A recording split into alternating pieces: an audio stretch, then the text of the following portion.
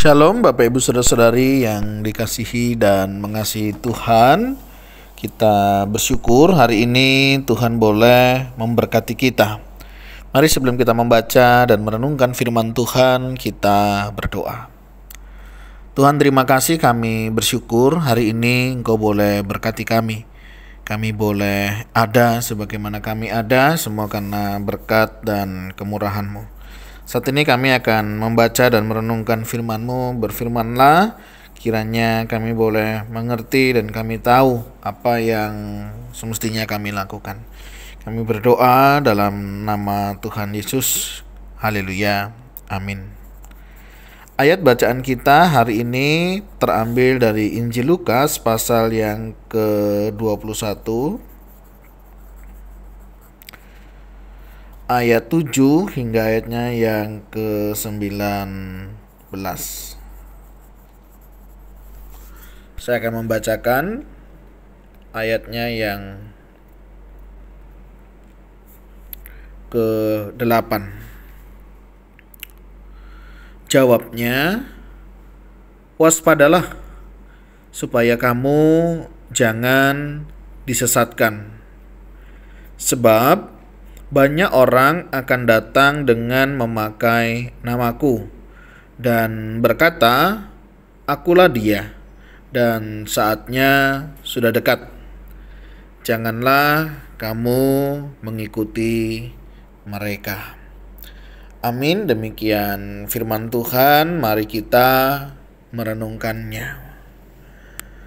Bapak Ibu Saudara, berbicara tentang penyesatan, ya, hampir setiap zaman begitu ya, setiap waktu kita sering mendengar ya, ada beberapa penyimpangan-penyimpangan dalam ajaran dan pengajaran. Ya, tidak bisa dipungkiri hal-hal demikian itu bisa terjadi. Bisa faktor karena ada kebutuhan ya, kebutuhan untuk diakui, diterima menjadi seorang pemikir yang berbeda. Ada juga kalau zaman sekarang ya boleh dikatakan supaya terkenal begitu ya. Ya, melalui media sosial sehingga itu menjadi sebuah sarana ya bagi orang-orang tertentu untuk dikenal dan terkenal. Karena tentunya punya hal yang istimewa ya ketika seseorang itu dikenal, apalagi memiliki sebuah cara pandang yang berbeda. Penyesatan juga bisa terjadi karena ada kekecewaan ya. Ada kekecewaan sehingga orang melihat dari sisi yang berbeda akan hal-hal itu. Misalnya zaman dulu penyesatan tentang pengajaran akan firman Tuhan. Alkitab nggak ngomong gitu sih ya, tetapi mereka menyampaikan bahwa itu ajaran yang harus dilakukan, sehingga tidak heran adanya Alkitab dan juga tradisi yang digabungkan. Bahkan sampai hari ini masih banyak orang yang melakukan hal-hal yang demikian ya. Alkitab nggak ngajarin ya, tetapi budaya tradisi yang ada di zaman ke zaman itu tetap dilakukan ya. Bahkan banyak orang Kristen juga yang mengerjakannya. Alkitab tidak mengajarkan, tetapi karena dari keturunan ke keturunan hal itu menjadi sebuah budaya. Ada juga yang karena ingin pansos ya, jadi mereka sengaja membuat sesuatu yang agak lain begitu, sehingga orang menilai ini sesuatu yang berbeda. Ya, sah-sah saja sih ya, tetapi tentunya konsekuensinya juga berdampak lebih luas. Hal yang lain bisa juga karena faktor kekecewaan ya. Apakah faktor kekecewaan terhadap Tuhan, faktor kekecewaan terhadap gereja, terhadap hamba Tuhan, termasuk kepada orang Kristen sendiri. Jadi kalau kita melihat tentang penyesatan, tidak hanya sekedar salah memahami begitu ya, itu pasti. Tapi yang kedua juga ada faktor tujuan dan manfaat. Sehingga terkadang begitu ya, hal ini tidak bisa dihindarkan.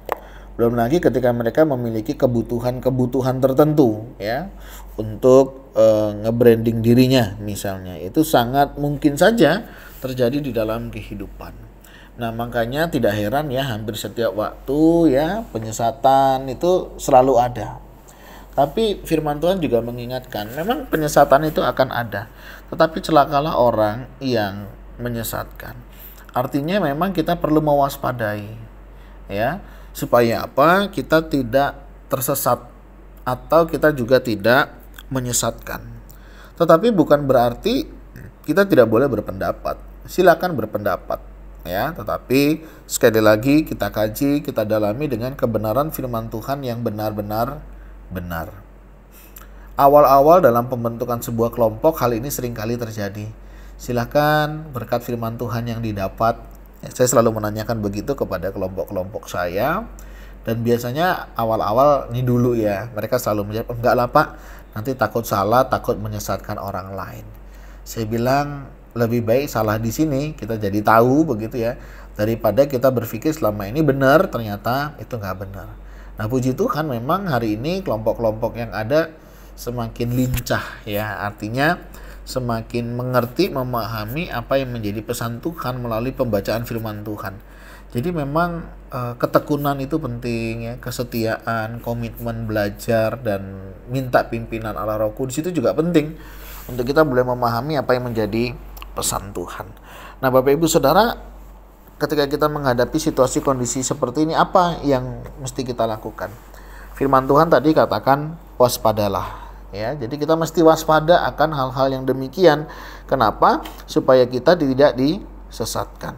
Ya, bagaimana caranya supaya kita tidak disesatkan dengan cara yaitu waspada. Nah, bagaimana kita mengisi kewaspadaan itu? Yang pertama, ya karena kita belajar tentang iman, tentang firman Tuhan, ya kita gali firman Tuhan itu dengan baik. Kita baca firman Tuhan itu dengan tekun ya, dengan setia. Bukan hanya kata orang, bukan hanya kata pendeta ya, bukan hanya kata pastor, bukan kata orang-orang tertentu. Tetapi memang kita juga perlu belajar untuk membaca, mengerti dan memahami. Ya, apa yang menjadi pesan Tuhan? Apa yang aku baca misalnya? Apakah itu tentang tokoh? Ya, apakah itu tentang cerita tertentu ya, bagaimana Tuhan berkarya, kita bisa melihat. Dan nanti dari apa yang aku baca itu, apa yang aku pelajari ya, dari hal-hal demikian apa sih yang menjadi pesan Tuhan ya untuk saya lakukan. Sehingga bagian yang ketiga kita masuk ke dalam penerapan. Jadi dalam memahami firman Tuhan, yang pertama apa yang aku baca, apa yang aku dapat, baru apa yang aku lakukan. Ini penting supaya apa? Kita tertolong untuk memahami kebenaran firman Tuhan itu dengan baik dan benar.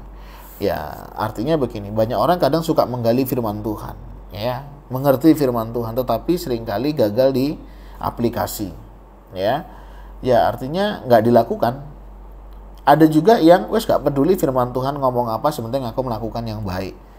Ya, sah-sah saja sih, tetapi benarkah apa yang kita lakukan yang baik itu benar-benar baik? Ini juga perlu kita perhatikan. Oleh sebab itu pesan firman Tuhan hari ini apa? Waspada. Waspada terhadap ajaran yang kita terima. Waspada terhadap ajaran yang sedang kita pelajari. Ya, misalnya ketika kita masuk dalam sebuah gereja atau komunitas, mereka percaya nggak Alkitab itu firman Tuhan? Kalau mereka nggak percaya Alkitab itu firman Tuhan, lah ngapain kita bergabung dalam kelompok itu? Ya, ini penting. Banyak orang kadang mengabaikan dasar iman ini penting, Bapak Ibu Saudara, dalam memilih gereja. Kalau gereja tidak lagi mengajarkan bahwa Alkitab itu adalah firman Tuhan, berarti ya saudara mesti waspada. Jadi apa yang mereka akan ajarkan? Nah, ini penting.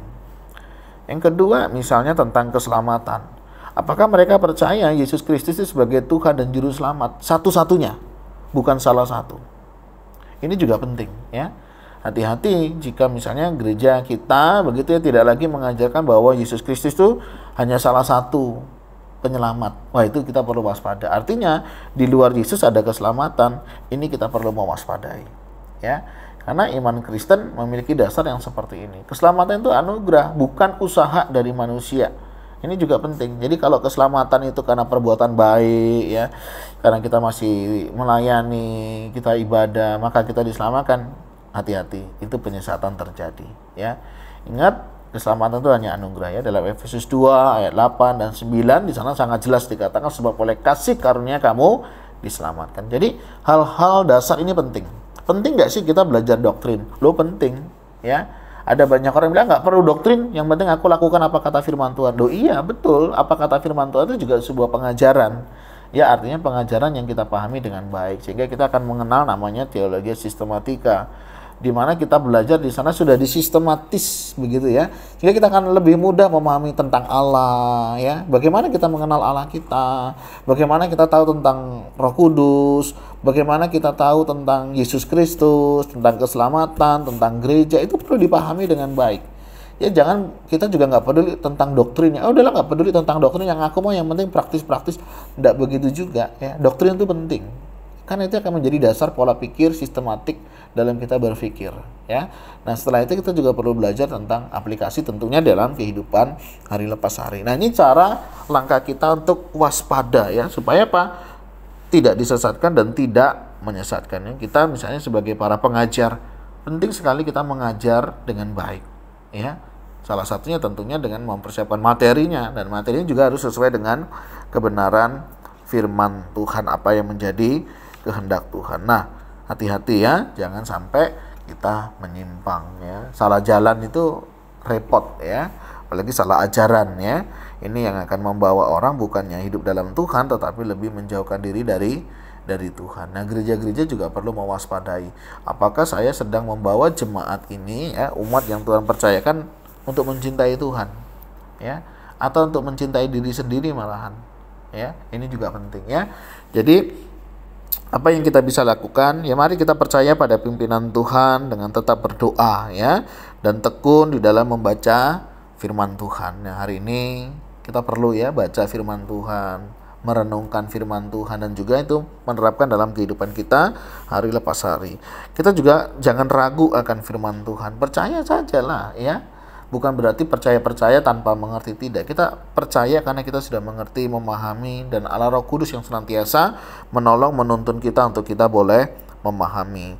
Dan mari kita percaya kepada Tuhan ya. Dia adalah Tuhan juru selamat dalam hidup kita ya. Dia yang menyelamatkan kita. Kalau kita sudah percaya kepada Dia, kita juga mestinya mempercayakan hidup kita juga kepadanya. Dan percayalah Tuhan akan memimpin setiap langkah kita. Nah, dalam bagian ini kita juga bisa belajar tentang penderitaan ya. Bukan berarti jadi orang Kristen nggak menderita. Orang Kristen bisa menderita, tetapi tidak harus menderita baru disebut dia seorang yang Kristen. Artinya kalau kita menghadapi penderitaan, kita siap ya. Dan kiranya kita tetap bertahan ya dalam kemurahan Tuhan, nggak perlu lari ya. Jangan gara-gara masalah ekonomi kita tinggalkan Tuhan ya. Jangan faktor kesehatan kita tinggalkan Tuhan ya. Karena faktor-faktor yang lain, hal-hal penderitaan yang membuat kita tinggalkan Tuhan, kita perlu mewaspadai. Hal ini menjadi peringatan buat kita untuk kita tetap waspada. Apa yang hari ini membuat kita jauh dari Tuhan, itu juga kita perlu pelajari, dalami, supaya kita tidak semakin jauh dari Tuhan. Nah, kiranya kebenaran firman Tuhan ini boleh menolong dan memampukan kita memahami setiap firman Tuhan-Nya.